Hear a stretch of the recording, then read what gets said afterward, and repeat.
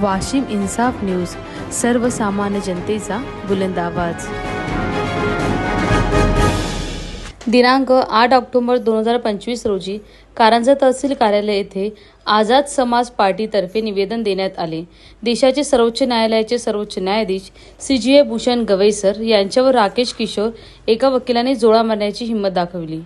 त्या वकिलावर कडक कारवाई व्हावी म्हणून निषेध निवेदन देण्यात आले। यात खालील पदाधिकारी व कार्यकर्ते हजर होते।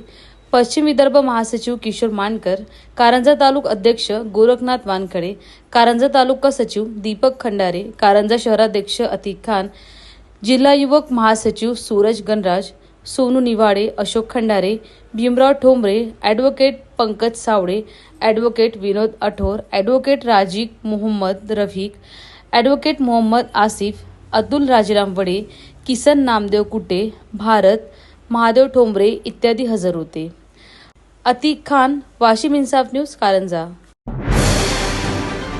वाशिम इन्साफ न्यूज, सर्वसामान्य जनतेचा बुलंद आवाज।